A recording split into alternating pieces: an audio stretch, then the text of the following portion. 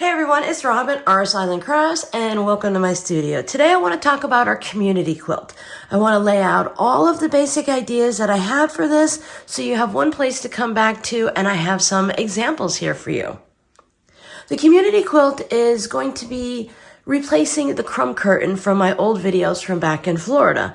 The crumb curtain was behind me when I was doing the Talking Head face-to-face videos, the Whip It Wednesdays, the Advent, and then just random videos where you could actually see me in the videos. I want to have that same feeling here, but I thought it'd be fun if some of you all would want to contribute to it and have your blocks behind me. So instead of me just sewing something, we can have it as a community quilt, and I'll hang it up somewhere in this room so that it can be seen when I'm doing my Talking Head videos. For this community quilt, we'll be making the economy blocks or the square in a square. I thought this would be a fun way to showcase a favorite fabric, and it's a very iconic, very well-used block. It's used a lot in swaps. Over on Instagram, there are at least 3 swaps that I've seen currently going on for the economy block. There's a variety of ways to make it. I made a flamingo one today. Mine is 6.5 inches unfinished. These two were sent by one of our viewers, and they are 8.5 inches unfinished. Now you can see the difference, of course, is in size. There are also many ways that you can make your blocks. Now I use this simple technique where you cut squares and cut them in half. I'll put a link down below to all of the videos that I have put out for the economy block, whether it's paper piecing, the version where you put 2 squares right sides together, you sew around them, and then you cut an X, and then you open them up this way. Now that version, you will lose your corners and points. It's more of a rounded look, and I love that one just as much as I love this version. I always go back to the Diary of a Quilter just because it's easy to find her economy block. She did it as part of a quilt along, and it's for a 6.5 or 12.5 unfinished block. For this quilt, if you are just going to make an economy block, I would request that you make the 6.5 unfinished one. For this one, I was able to put the flamingo, which is well known for my channel. I love flamingos. I usually have that somewhere for the different things for my things. So I was able to cut a small block out for the center of this.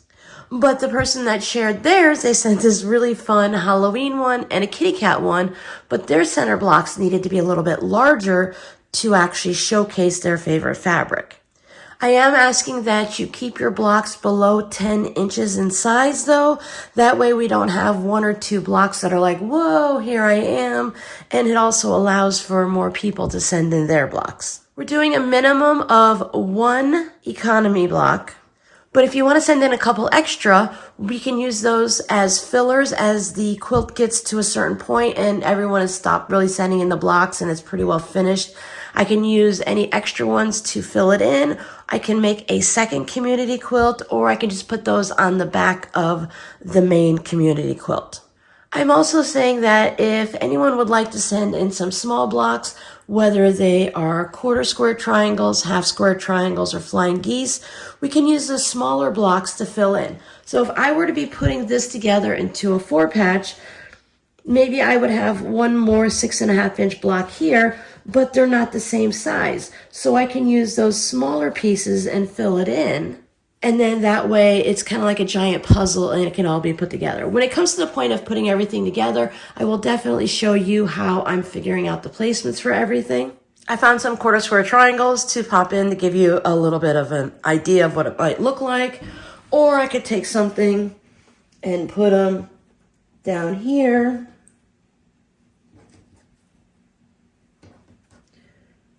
Just to fill in some space and give it a little bit more extra something to it, a little extra more excitement. Even though the blocks themselves are going to be amazing and the colors are going to be great, sometimes I like to add just a little small bit of something through there to give it a little extra punch.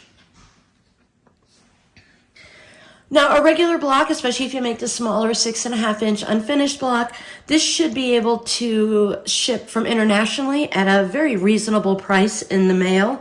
You might even be able to send it in just a regular envelope. You'll just have to double check on how thick your block is and how much it weighs, and just check at your local post office to see how that works. Pretty sure here in the US you could fold over a block as long as it's less than 1/4 of an inch thick and put it through an envelope. It has to weigh less than an ounce to ship with a regular postage stamp. Again, go to your post office before you mail it off just to double check. Now, for those of you that want to join in, don't worry, your blocks don't have to be perfect. We're only looking for Robin perfect.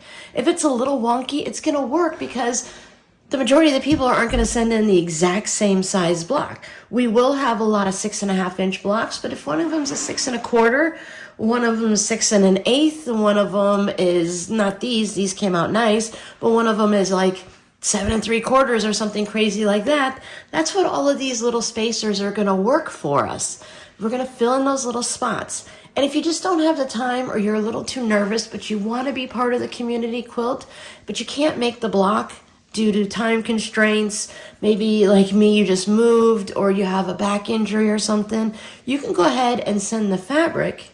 Just let me know which one you want to have in the center and I'll make the block for you. That way you can still participate, but if you don't have the time or the ability right now, you know, you don't want to miss out on it. I totally understand that. So I have no problem sewing up some blocks for you or a block for you, sewing up blocks for a variety of people. That'll work out fine also.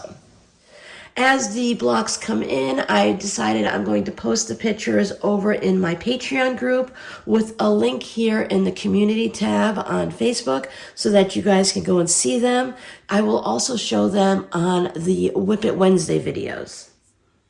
But it's nice to have a place where you can actually click on it and look at the block and maybe make it a little larger and expand it so you could see some of the fun details.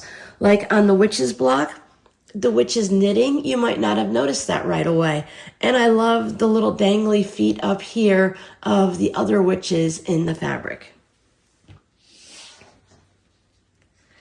I'm hoping to go for a very colorful community quilt. I would love for you to use your favorite fabrics in the center, but as you work your way out, whether you do just one round or the 2 rounds, you can do either version. I think this one might be called the economy block, and if you only do a square with 1 round around it, then it's called a square and a square. Either version is going to work fine for this project. But if we have a nice variety of the basic colors, something nice and colorful, it'll keep the quilt very happy and colorful. But use your favorite fabric or something that's important to you, the area you live in, or just like for me, I love flamingos. Maybe you just love the color orange and you just want to put a nice fun orange fabric in the center. That is going to work perfectly fine also.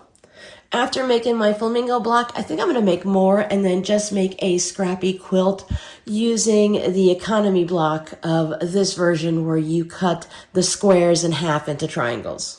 If I can get some of my fabric scraps in order, I will go ahead and work on that tomorrow during our live stream at 11 a.m. Mountain Time. Now remember, Arizona does not do daylight savings time, so just double check so that you don't pop in an hour late.